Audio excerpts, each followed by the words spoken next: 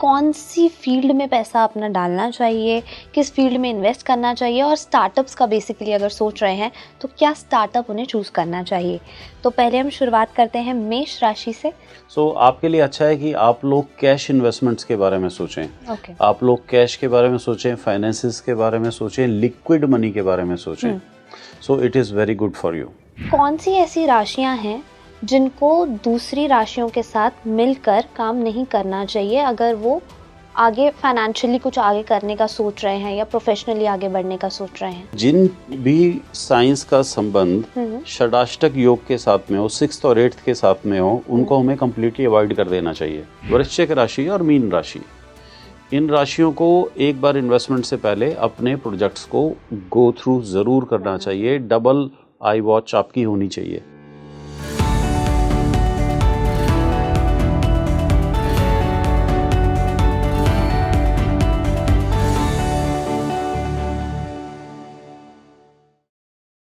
Hello नमस्कार, मैं हूं आपके साथ अर्शिका और आप देख रहे हैं स्पीकिंग ट्री। एक और ख़ास पॉडकास्ट लेकर मैं आ गई हूं क्योंकि आज हम एक बहुत ही इम्पॉर्टेंट टॉपिक पर बात करने वाले हैं जो डायरेक्टली आप लोगों से कनेक्टेड है, हम लोगों से कनेक्टेड है। वो है फाइनेंस पर बात करेंगे। म्यूचुअल फंड्स में अगर आप इन्वेस्ट करते हैं, SIP में इन्वेस्ट करते हैं, स्टॉक मार्केट की जानकारी रखते हैं, तो अपना पैसा आपको कहाँ लगाना चाहिए, आपके स्टार्स आपके साथ हैं या नहीं, एस्ट्रोलॉजी के हिसाब से जानेंगे कि कितना पैसा आपको कहाँ इन्वेस्ट करना चाहिए और किस तरह अपने फाइनेंसेस को हैंडल करना चाहिए। क्योंकि आज मेरे साथ स्टूडियो में बहुत ही खास मेहमान हैं, फेमस एस्ट्रोलॉजर आचार्य अनुज जी हैं। बहुत बहुत स्वागत है सर आपका स्पीकिंग ट्री में। My pleasure. हम बहुत खुश हैं कि आप स्पीकिंग ट्री में आए और आज हम आपसे बहुत सारी चीज़ें जानने वाले हैं। लेकिन मैं सबसे पहला सवाल यही जानना चाहूँगी, फाइनेंस को लेकर लोग बहुत ज़्यादा ना टेंशन में रहते हैं, बहुत ज़्यादा चीज़ें करने की कोशिश करते हैं लेकिन शायद सब कुछ वो हो नहीं पाती हैं। कैसे बैलेंस किया जाता है फाइनेंसेस को? क्या स्टार्स आपके जो हैं, जो आपके प्लैनेट्स हैं, क्या वो प्रभाव इतना ज़्यादा डालते हैं कि आपके पास पैसा ज़रूर है लेकिन आप उसको मैनेज नहीं कर पा रहे हो? Many things are there. Look, what happens is कि हमारे पास इस चीज़ की ना बहुत कम समझ है कि हमें पैसा कमाना है या पैसा हमको जोड़ना है या पैसा हमको खर्च करना है जी। अब ये जो पैसा नाम की चीज़ है, एक्चुअली जहाँ पे ये पूरा संसार इसके इर्द गिर्द घूमने लग गया, हम लोगों ने उसके साथ एक चीज़ जोड़ दी, कर्म या कर्मा, कि सब ऐसा करेंगे तो ऐसा होगा। रादर मनी इससे भी ज़्यादा बड़ा सब्जेक्ट है। और अगर हम देखें तो मनी, प्रॉस्पेरिटी और अबंडेंसी तीनों अलग अलग सब्जेक्ट है जी। आपने जैसा कहा कि इन्वेस्टमेंट्स या पैसा कहाँ से आता है, तो सबसे पहली बात तो ये कि पैसा हमेशा आपके खर्च से आता है। यानी कि आपकी इनपुट क्या है, वो इनपुट चाहे आपकी फिजिकल इनपुट है, आपकी इमोशनल इनपुट है, आपकी कर्मा, जो भी आप डे टू डे लाइफ के अंदर करियर परस्यू करते हैं जी।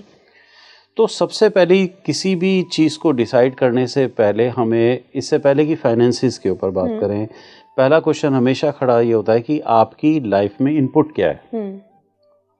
आप क्या उतना ही काम कर रहे हैं जितने काम को करने से आपकी लाइफ के अंदर आपका गुजारा चलता है, या आप उससे ज़्यादा बड़ा भी कोई प्रोडक्टिव काम ऐसा करते हैं जिससे कि आपकी सोसाइटी या आपकी कंट्री या वर्ल्ड लेवल पे ही आपको लोगों को फ़ायदा होता है। तो जैसा आपका इनपुट होता है बेसिकली, उसी क्वांटम के अंदर आपको पैसा मिलता है।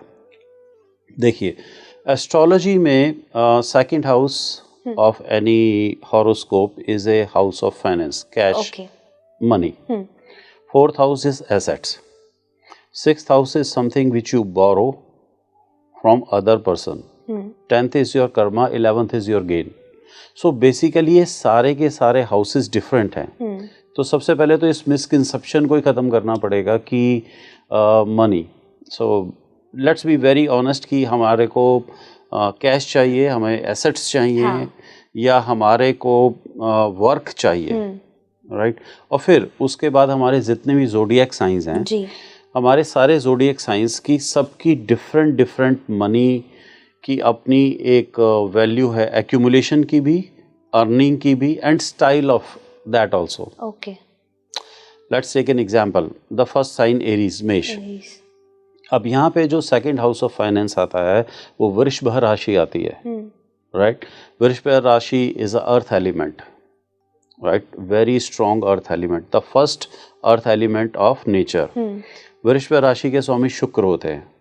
तो अब किसी मेष राशि वाले के लिए शुक्र जिस भी भाव के अंदर बैठे हुए होंगे, उनकी जितनी स्ट्रेंथ होगी वो उसके फाइनेंसेस को डील करेंगे. लेकिन इस फाइनेंस को लाने के लिए उसकी जो इन्वेस्टमेंट होगी, जो उसका 12th हाउस होगा, वो मीन राशि पाइसेस यानी जुपिटर से गवर्न होगा. सो अब बिल्कुल पक्का है कि इस आदमी की इन्वेस्टमेंट जुपिटर, फाइनेंस और मनी गेन वीनस, इन दोनों की जो रिलेशनशिप बनेगी वो एक्चुअली में इसकी फाइनेंस होगी, right. So we can not just take one thing and explain everything. It's a kind of a multi dimensionality जो लाइफ के अंदर घूमती है. अब ऐसे आदमी के पास जो एसेट्स या स्टॉक्स होते हैं वो उसके पास फोर्थ से यानी कि कैंसर साइन से गवर्न होते हैं. Cancer is a water sign. Now just see the beauty of the universe. एक तरफ उसका जो कैश है वो अर्थ एलिमेंट है और एक तरफ जो उसकी फिक्स्ड एसेट है वो वाटर एलिमेंट है, राइट. तो दैट मीन्स जो एसेट्स हैं they must signify some liquidity. Yes. So अब ये जो फोर्थ हाउस की कॉम्बिनेशन है, अगर वो कभी भी अपने एसेट्स के बारे में बात कर रहा है तो उसको उस वाटर एलिमेंट को समझना पड़ेगा या फॉर एन एग्जांपल मून को समझना पड़ेगा. तो ये जो डिफरेंशिएशन है, ये डिफरेंशिएशन डिसाइड करती है कि how much money luck we would be having, how much fixed assets we would be having. And yes, there is another aspect to it also, the 8th house, that is inheritance. Some people are lucky to have inheritance. उनके पास इतना होता है जो उनके पुरख से या बाप दादाओं से विरासत के अंदर जो उनको मिलता है वो उसके सामने शायद उनका खुद का मनी गेन उतना वीक होता है या नहीं होता. वो इनहेरिटेंस बहुत बड़ी है. So that he is accumulating from his past lives. जो उसके पूर्व जन्म पुण्य है वहां से वो उसको लेके आया हुआ है and now he don't need to earn. So every time when we are talking finances we have many dimensions to see. Right. Sir जैसे आपने राशियों की बात की तो मैं ज़ोडिएक साइंस ही राशियां जो हैं वो उस पर बात करना चाहूँगी कि बहुत सारे लोग आजकल होते हैं जो पार्टनरशिप में बिजनेस खोलते हैं. बहुत सारे होते हैं जो स्टार्टअप भी अब ग्रुप्स में कर रहे हैं, बेशक वो कॉलेज स्टूडेंट्स हों जो नया स्टार्टअप कर रहे हैं. तो जितने भी लोग हैं सबकी राशियां अलग हैं, सबके ऑराज अलग हैं, एनर्जीज अलग हैं, प्लैनेट्स अलग हैं. तो कौन सी ऐसी राशियां हैं जिनको दूसरी राशियों के साथ मिलकर काम नहीं करना चाहिए अगर वो आगे फाइनेंशियली कुछ आगे करने का सोच रहे हैं या प्रोफेशनली आगे बढ़ने का सोच रहे हैं? ओके, नहीं करना चाहिए जी. ओके. सो देखिए, जिन भी साइंस का संबंध षडाष्टक योग के साथ में हो, 6th और 8th के साथ में हो, उनको हमें कम्प्लीटली अवॉइड कर देना चाहिए. ओके. जैसे कि मेष राशि है. अब मेष राशि के 6th हाउस के अंदर वर्गो साइन आता है. तो मेष राशि की compatibility in terms of partnership Virgo के साथ बहुत मुश्किल है. स्कॉर्पियो आ गया, वृश्चिक राशि. तो मेष का वृश्चिक का जो संबंध है 6th 8th का संबंध है. इन लोगों को बहुत सावधान होना चाहिए, चाहे इन दोनों के लॉर्ड मंगल ही क्यों ना हो. तो इस तरीके से जो फर्स्ट प्रिंसिपल, जो थंब प्रिंसिपल खड़ा होता है कि आप उन लोगों से कभी भी पार्टनरशिप मत करिए जिनका लग्न का संबंध या लग्नेश का संबंध आपके 6th और 8th हाउस के साथ है. नंबर 1. नंबर 2, ऐसे लोगों को भी अवॉइड करना चाहिए जिनका मंगल देखिए, मंगल की कुछ कारक है. मंगल जिसको हम भ्रातृकार का भी समझते हैं, मित्रकार का भी समझते हैं. अगर ये मंगल आपका कहीं पर राहु के साथ कॉन्जंक्ट या किसी भी पोजीशन के ऊपर हो तो आपको पार्टनरशिप अवॉइड करनी चाहिए. क्योंकि तब आपका पार्टनर आपको देखना चाहिए कि is really trustworthy, can you really trust him और is it just a hunch. क्योंकि मंगल राहु कहीं पर आपको ललायित कर रहा है, आपको इंस्टिंक्ट तो दे रहा है कि आप इस वेंचर को कर लें, इस करेज को कर लें, इस इनिशियल स्टेप्स को उठा लें, बट क्या ये रियली के अंदर सही भी है आपके लिए? And the last factor, these are all astrological terms. In the last factor is please pay attention to your 5th house and 11th house. Okay. क्योंकि 5th house is the gain of other person, 11th house is gain of you. क्या आप दोनों के gains एक दूसरे के साथ compatible हैं भी या नहीं है? ये वन साइड अफेयर तो नहीं है कहीं, ऐसा तो नहीं कि आपका पार्टनर आपकी एनर्जी ड्रेन कर रहा है। हाँ। एक टाइम के बाद आपने बहुत सारा पैसा भी लगाया, मेहनत भी लगाई, प्रोजेक्ट भी बनाया, बहुत टाइम स्पेंडिंग करा, तब तक तो आप सब लोग ठीक रहे, बट जब उसके फ्रूट्स आए, जिस समय के ऊपर रिजल्ट्स आने शुरू हुए, पता चला साहब या तो चीटिंग हो रही है या फिर सब कुछ सामने वाला ले जा रहा है। So in that matter evaluate the 5th and 11th positions of both the horoscopes, not only one, both the horoscopes. आपके हॉरोस्कोप्स में अगर 5th हाउस बहुत ज्यादा बली है तो आप खुद एक ऐसे क्रिएटिव आदमी हैं और खुद आप एक गिवर हैं। So believe in the philosophy of givers gain but not with partnership. Instead, do some charity, do some social work, or do something which can benefit others, and then you can take benefits from them. खाली ऐसा ही नहीं कि आप उसको business में convert कर दें। सो अपनी एजुकेशन या टेक्निक को इतना बढ़ाइए कि सामने से आपको रिवॉर्ड आना शुरू हो जाए, सो दैट कि फिर आपको रिस्क ना रहे। Right. So even we can use that strategy also. Absolutely sir. वहीं अगर आचार्य जी अगर बात करते हैं, बहुत सारी चीज़ें आ गई हैं आजकल इन्वेस्टमेंट की, बेशक हम स्टॉक मार्केट की बात करें, SIP की बात करें, म्यूचुअल फंड्स हैं और कई ऐसी चीज़ें हैं जिसमें जो छोटी छोटी ऐप्स आ गई हैं, लोग इन्वेस्ट करते हैं।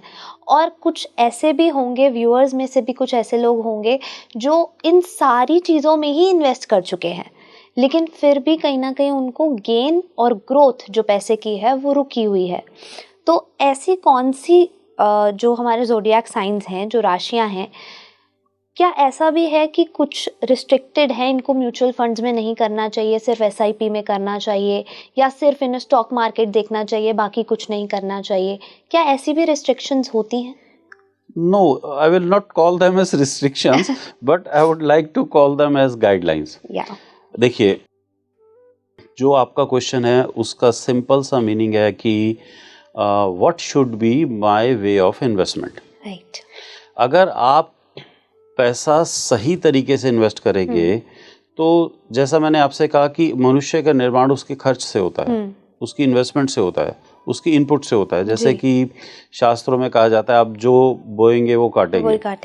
सो अब आपकी इन्वेस्टमेंट्स जो हो रही हैं, चाहे वो म्यूचुअल फंड्स में है, चाहे SIP में है, चाहे स्टॉक मार्केट्स में है, प्रॉपर्टीज़ में है, गोल्ड में है, इंडाइसेस में है, बॉन्ड्स में है, फ़र्क ये पड़ता है कि आप किस मेथड से उसको इन्वेस्ट कर रहे हैं।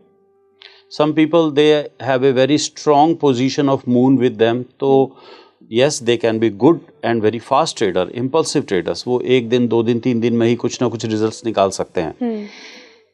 उनकी माइंड एक्शन, इमोशन एक्शन बहुत स्ट्रांग है। कुछ ऐसे लोग हैं जिनके की इन्वेस्टमेंट पैटर्न्स या मनी पैटर्न्स सन से गवर्न हो रहे हैं। सो अब पक्की बात है कि उनको पीरियोडिक एटलीस्ट 1 मंथ से नीचे तो सोचना ही नहीं चाहिए। ओके। कुछ चीज़ें ऐसी हैं, कुछ लोगों की हॉरोस्कोप से इन्वेस्टमेंट पैटर्न्स ऐसे हैं या मनी पैटर्न्स ऐसे हैं जो जुपिटर से गवर्न हो रहे हैं। जुपिटर की पूरी जो साइकिल होती है वो 1 ईयर की साइकिल होती है और 12 ईयर्स की साइकिल उसका एक कंप्लीट सब्जेक्ट होता है। सो आप उस केस के अंदर हम लोगों को सजेस्ट करते हैं कि साहब आप 1 ईयर से पहले तो रिटर्न सोचना ही नहीं। कुछ लोगों के इन्वेस्टमेंट पैटर्न्स होते हैं वो सैटर्न से गवर्न होते हैं, उसकी इन्वेस्टमेंट पीरियड 2 से 3 साल चलता है। तो अब आपको जो रिटर्न्स निकालने हैं वो 2 से 3 साल निकालनी है। देखिए मिसमैच कहाँ पर होता है कि सैटर्न की टेंडेंसी वाला व्यक्ति, शनि की टेंडेंसी वाला व्यक्ति जिसको कि एक लॉन्ग टर्म इन्वेस्ट करना है, वो चंद्रमा में आ जाए यानी कि डे ट्रेडर बन जाए, रोज पैसा कमाने के लिए इच्छुक हो जाए, तो वो नहीं होगा, नहीं हो सकता। सो वो अल्टीमेटली लॉस करेगा क्योंकि वो इतनी फास्ट इम्पल्स उससे हैंडल ही नहीं होगी। सो ये डिसीजन आता है कि आपकी जो मनी की सोर्सिंग है उसका इन्वेस्टमेंट पीरियड कैसा है। ओके। और जहाँ तक आपने ऐप्स की बात करी, yes, technology is very advanced these days. We have really very fast kind of IT or information available with us, but at the end of the day आप उसमें से कितनी information को junk समझेंगे, कितनी information को आप capital के लिए use करेंगे, या वो information आपको बहुत ज़्यादा entice कर देगी जिससे कि आप money lose करेंगे। तो आपको एक्चुअली में सबसे पहले खुद को समझना होगा कि आप किस प्रकार के इन्वेस्टर हैं या मनी मेकर हैं। अब suppose for an example, let me take an example of a shopkeeper. वो शॉपकीपर एक दिन के अंदर 100 ट्रांजैक्शंस करता है जी। 200 ट्रांजैक्शंस करता है, चाहे उसका वॉल्यूम ट्रांजैक्शंस का छोटा होता है, but he used to do 100-200 transactions, right. So उसको जो रिटर्न आता है वो डिफरेंट वे से आता है। अब एक गोल्ड ज्वेलरी का शोरूम है जी, उसके अंदर वो ज्वेलर एक दिन में 4 या 5 या 7 ट्रांजैक्शंस कुल करता है जी, राइट। अब ये जो गोल्ड ज्वेलर है, ये अगर किसी भी तरीके से आकर फास्ट ट्रांजैक्शंस में आ जाए, 100 ट्रांजैक्शंस सोचने लग जाए, so I think he will not be able to make money. Yes. So that all depends on zodiac. So again coming back, it's all how your zodiac signs, how your astrology, how your universal eye card, I can say, speaks about your investments and your returns. Definitely. And one thing more I would like to address here, never ever mix your borrowed money to invest. मतलब जो आपने कर्जा लिया हुआ है उसको invest मत कीजिए। Never ever do that. लेकिन ऐसा क्यों? हाँ, astrologically this is what I am saying. Astrologically जो आपने कर्जा लिया is your 6th house, is your liability, and you if you invest that, you are taking that energy to your 2nd house, right? So what will happen is your sources will start depleting. Okay. अब होता क्या है ma'am कि बहुत से cases में आप देखिए, there is always a mismatch between the interest which you are paying on borrowing and the returns which you are getting on your investments. Yes. It's a two dimensions. One which is with the price of interest, rate of interest which you are giving and receiving, and second thing is the time period. अब अगर आपका loan या borrowed money का जो time period है वो short हो गया और आपका अर्निंग या रिटर्न का पीरियड गलती से अगर बढ़ गया, so you will never be able to cope that, and it will really affect you very badly. So try not to do that mistake. Okay okay sir, अगर हम अब बात करते हैं, बजट आने वाला है, साल शुरू हुआ है, और नेशनल बेसिस पे अगर हम बात करें, India is a growing country definitely, और काफ़ी चीज़ों में हम आगे बढ़ रहे हैं एज अ कंट्री। साल 2025 के प्रेडिक्शन की अगर हम बात करते हैं तो कैसा फाइनेंशियली ये साल होने वाला है? This year I am very much hopeful, जो हमारा 3rd क्वार्टर आएगा या हमारा जो 4th क्वार्टर आएगा वो इसको मेकअप करेगा और हम ऊपर की तरफ आएंगे। Okay, right. Again I would like to decipher it from point of view of astrology only. Right. So there is a cycle in astrology, Saturn Mars cycle, और ये साइकिल इस समय करंट टाइम फेज में बहुत important है। It was the Saturn trine cycle in September 2024, जहाँ से ये फॉल आया इवन स्टॉक मार्केट्स के अंदर भी, और हमारी जीडीपी स्लो डाउन हुई, इन्फ्लेशन बढ़ी, डॉलर हमारा काफ़ी तेज हो गया, रुपये की फियाट करेंसी हमारी डाउन हुई। सो ये चीज़ें इम्पैक्ट शुरू हुआ उस समय के ऊपर। फिर सैटर्न रेट्रोगेट था, नवंबर के अंदर सैटर्न रेट्रोगेशन से निकले। सो मार्च के बाद ये सब खत्म हो जाएगा, और उसके बाद क्या है कि फरवरी फर्स्ट वीक में जुपिटर रेट्रोगेशन से बाहर निकल रहे हैं।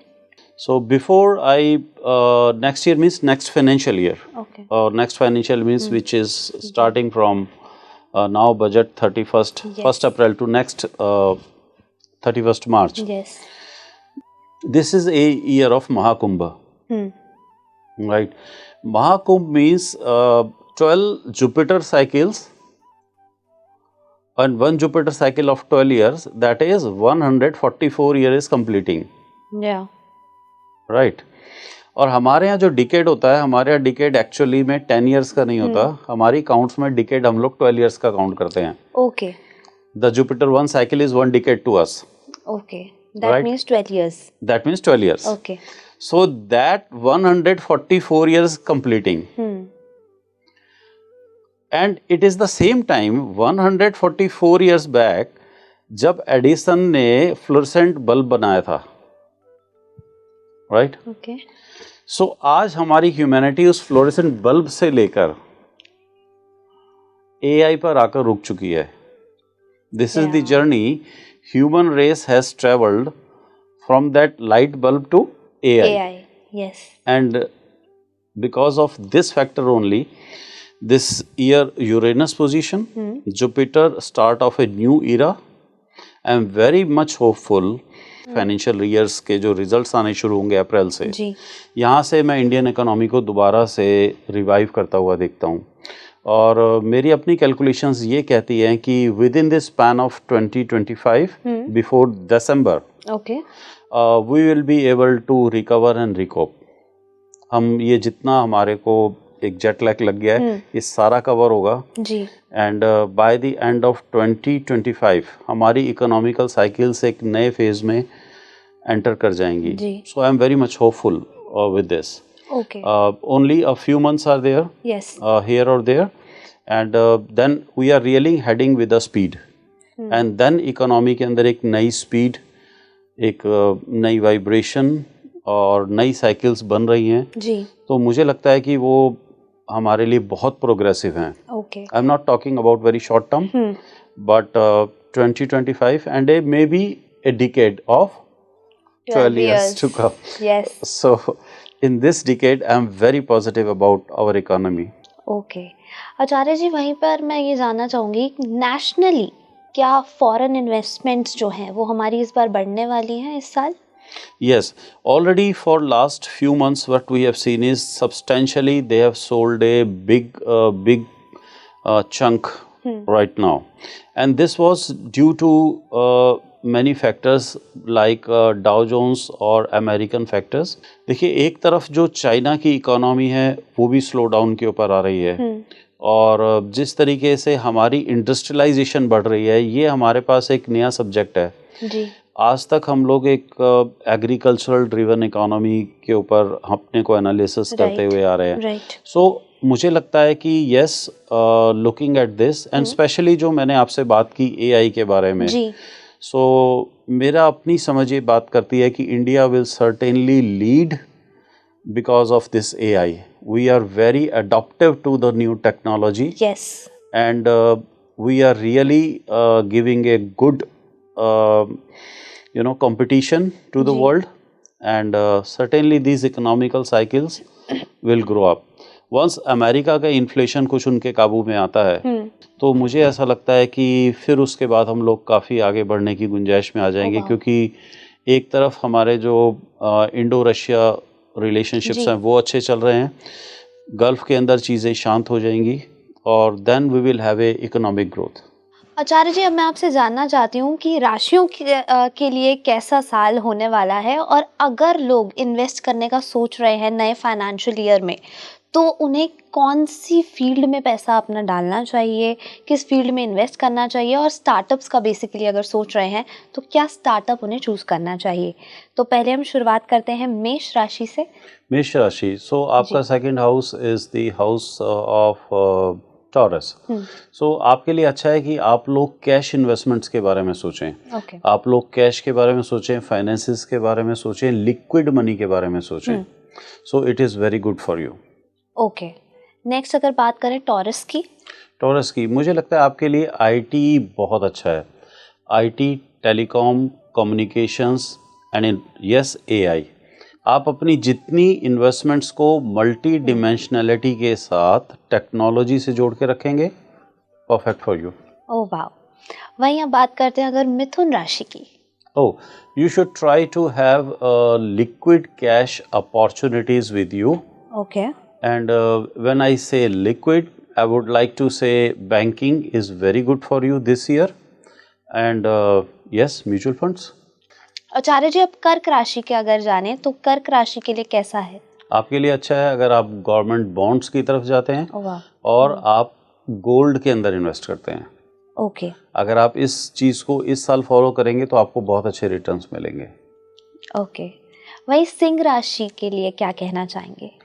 सिंह राशि मीन्स आपको गवर्नमेंट बॉन्ड्स के अंदर जाना चाहिए, आपको पब्लिक इंस्ट्रूमेंट्स के अंदर जाना चाहिए और आपको पेपर ट्रेडिंग्स के ऊपर जाना चाहिए, यानी कि ऐसी ट्रेडिंग्स जहां पर maybe stock exchanges, that kind of thing.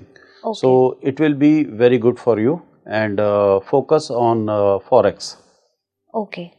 आचार्य जी, बहुत सारे लोग शायद ऐसे भी होंगे कि वो प्लान करके बैठे होंगे कि हम 2025 में ही करने वाले हैं, सारी प्लानिंग्स रेडी हैं, paper work is all done, अब बस एग्जीक्यूशन का टाइम है। yes. तो क्या ऐसी भी कोई राशियां हैं जिनको अभी होल्ड ऑन हो जाना चाहिए कि उनके लिए टाइम सही नहीं है या बहुत अच्छा टाइम है, इसी टाइम करना चाहिए?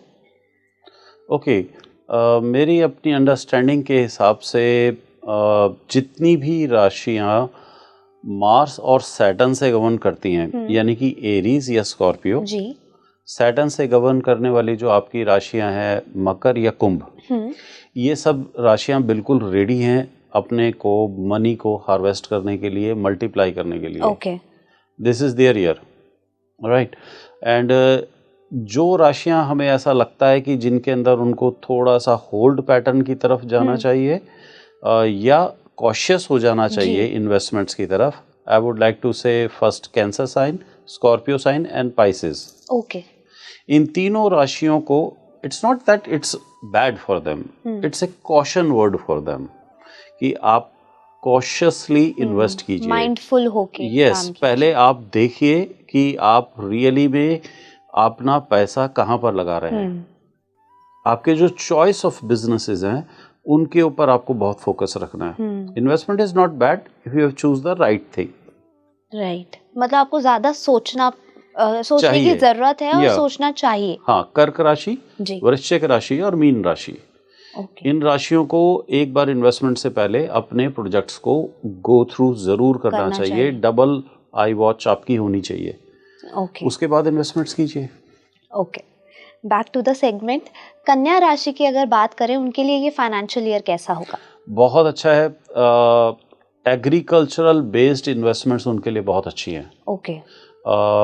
मे बी ऐसी कंपनीज, ऐसे सेक्टर्स जहाँ पर कि वो एग्रीकल्चरल काम कर सकते हैं। और I would also like to say कि अगर आप लीगल फील्ड से जुड़े हुए हैं तो उससे जुड़ी हुई जो भी कंपनीज या जो भी इन्वेस्टमेंट्स हैं उनके ऊपर आप ध्यान दीजिए, वहाँ पर आपका पैसा है। ओके। वहीं अब तुला राशि की अगर आचार्य जी बात करें, it is mines, coal and infra. Okay. इनको मैं ये सजेस्ट करूँगा कि आप इस तरफ देखना शुरू करिए एंड आपको बहुत अच्छी अपॉर्चुनिटीज़ यहाँ पे मिलेंगी जो रियल में फ्रूटफुल होंगी। जी। Okay, now if we talk about Scorpio. Scorpio, आपके लिए फॉरेक्स बहुत अच्छा है इस समय के ऊपर। अगर आप फॉरेक्स के साथ में काम कर सकें, यानी कि डिफरेंट करेंसीज के साथ में काम कर सकें, इवन अगर आप क्रिप्टो के साथ में काम करना चाहते हैं तो आप उसके अंदर ज़रूर सोच सकते हैं with in the legal parameter. Yes, बहुत सारे आजकल ये तो बहुत चल रहा है क्रिप्टो करेंसी। बिल्कुल, तो जब भी आप करें माइंडफुल होकर करें। यस। ओके, नेक्स्ट इज धनु राशि। हाँ, धनु राशि, so they are really ready I believe. और इनको सबसे बड़ी इन्वेस्टमेंट इस समय पे करनी चाहिए लैंड्स के अंदर। ओके। एसेट्स एक्यूमुलेशंस के ऊपर और लॉन्ग टर्म। अगर इनके पास ऐसी अपॉर्चुनिटीज आती हैं, चाहे ये अपनी लैंड्स या प्रॉपर्टीज को सिप के माध्यम से ही एक्यूमुलेट करें, but they must try. Okay, this year. Yes. Okay, वहीं हम मकर राशि की बात करें आचार्य जी तो? मकर राशि के लिए अपॉर्चुनिटीज आपको मिलेंगी मैरीन में, सी फूड में। ओके। मकर राशि के लिए अपॉर्चुनिटीज आपको मिलेंगी शिपिंग में, ओके। ओवरसीज में, वाटर रिलेटेड। ओके, वहीं कुंभ राशि की अगर बात करते हैं? कुंभ राशि को भी अपनी जो अपॉर्चुनिटीज़ हैं वो शिपिंग के अंदर ढूंढनी चाहिए। और कुंभ राशि के लिए एक बहुत बहुत अच्छी चीज़ है which is not there for any other sign is silver. Oh okay. Right, so अगर आप लोग सिल्वर अच्छे से स्टडी करके सिल्वर के ऊपर काम करते हैं तो ये आपको बहुत पैसा बना के दे सकती है एक कमोडिटी। बहुत खूब। वहीं अब लास्ट राशि की अगर बात करें, मीन राशि। आपके लिए तो बहुत आसान है, आप किसी भी इंडस्ट्री को पकड़ लीजिए, India is a growing economy. Upcoming issues देखिए, अपकमिंग कंट्री के अंदर जो डेवलपमेंट्स आ रही हैं उनको देखिए। And for you really I would say आप एआई बिल्कुल मिस मत करिए। अगर आपने इस साल एआई मिस किया जी तो आपने बहुत बड़ा पैसा मिस किया है। मतलब एआई को अच्छे से समझिए और उसको यूज कीजिए पूरी तरह से। It's a big money there जी, और हमारी कंट्री बिल्कुल तैयार है और आप ही लोग लेके जाएंगे उसको। डेफिनेटली। वहीं आचार्य जी, आखिरी सवाल मैं आपसे ये जानना चाहूँगी कि आजकल बहुत चल रहा है कि पर्सनल जो लोग लोन देते हैं वो बहुत चलन आजकल शुरू हो गया है और काफ़ी ज़्यादा इंटरेस्ट पे देते हैं। तो ऐसी कौन सी राशियां हैं जिनको ये काम नहीं करना चाहिए, या करना चाहिए तो किन सेफ्टीज के साथ करना चाहिए? देखिए ma'am, personal loans on higher rate of interest which is not accordance with the government, I will strictly say nobody should do it. Okay.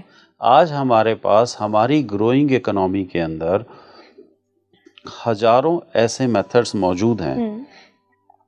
हमारे इन्वेस्टर्स भी, हमारे एनालिस्ट्स भी, हमारे कंसल्टेंट्स भी इतने वेल इक्विप्ड हैं कि हमारे को हायर रेट ऑफ इंटरेस्ट की तरफ जाने की जरूरत ही नहीं है। हमारे पास इतने सारे मॉडल्स मौजूद हैं फाइनेंस के जी, राइट, और गवर्नमेंट उसको एनकरेज कर रही है। राइट, लेकिन बहुत सारे लोग होते हैं जिनको इंस्टेंट नीड है या जिनके पास पेपर वर्क प्रॉपर नहीं है, जो गवर्नमेंट की स्कीम्स या गवर्नमेंट की सर्विसेज तक नहीं जा सकते हैं। तो मैम इसके अंदर जितने भी फाइनेंशियल साइंस हैं, financial science means properly taurus यानी कि वृषभ राशि जी, कन्या राशि और मकर राशि, ये जो फाइनेंस है इन लोगों को हमेशा हमेशा अपने फाइनेंसेस को संभालना चाहिए क्योंकि ये इस चीज़ के लिए प्रोन होते हैं। इनकी जो सेंसिटिविटी टू द मनी होती है वो बहुत ज़्यादा होती है और अगर ज़रा सा भी पैर लड़खड़ाए तो ये एक बड़ी स्पाइरल में घूम सकते हैं। तो हमेशा इन लोगों को तो सावधानी रखनी ही चाहिए। दूसरी बात है कि साल के एंड के अंदर राहु और केतु के अंदर परिवर्तन आएगा। जब ये परिवर्तन आए उस समय के ऊपर सावधानी रखें, जून के आसपास।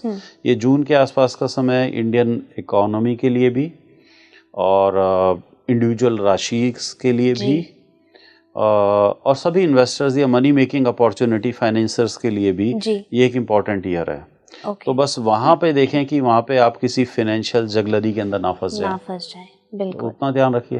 बिल्कुल। आचार्य जी, क्या आप हमारे व्यूअर्स को कोई ऐसी एडवाइस देना चाहेंगे जो इस साल वो जिस पर काम करें और सक्सेसफुल हो?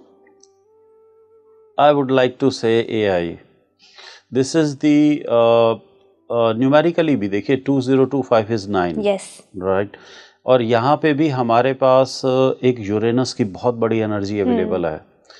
मेरा पक्का सोचना मानना ये है कि वर्ल्ड को AI लीड करेगी, राइट, और हम लोग इससे बच नहीं पाएंगे। सो अगर आपको पैसा बनाना है, आप अपने बिजनेस में, अपनी सर्विस में, अपनी इंडस्ट्री में, अपनी मनी मेकिंग अपॉर्चुनिटीज में, आप जो भी कुछ करते हैं आप उसमें AI को शामिल करिए, इन्वॉल्व कीजिए। आपकी चाहे सेल्स साइकिल्स हैं, चाहे आपकी प्रोडक्शन साइकिल्स हैं, चाहे आपकी मनी साइकिल्स हैं, आपकी कोई भी विजन है, क्योंकि आपने अगर ये स्पीड मिस की जी, 2025 की स्पीड मिस करने वाला व्यक्ति रियली में मिस करेगा। If I am allowed to say, I will say loser. मतलब कहीं ना कहीं आपकी ग्रोथ जो है वो बिल्कुल रुक जाएगी, क्योंकि नेचर अब स्पीड में है जी, और ये स्पीड आपको 2-3 महीने में नेचर में नजर आने वाली है। अगर आप अपने को वेल वर्स्ड इक्विप्ड नहीं करेंगे सो you will miss the train. Yes, तो अब आपकी वो ट्रेन मिस ना हो तो इन सारी चीज़ों का ज़रूर ध्यान रखिएगा। और आपको ये पॉडकास्ट कितना पसंद आया मुझे कमेंट बॉक्स में बताना मत भूलिए। अगर आपका कोई सवाल है आचार्य जी से वो भी ज़रूर पूछिएगा और स्पीकिंग ट्री को अपना प्यार यूं ही देते रहें। Thank you so much for watching.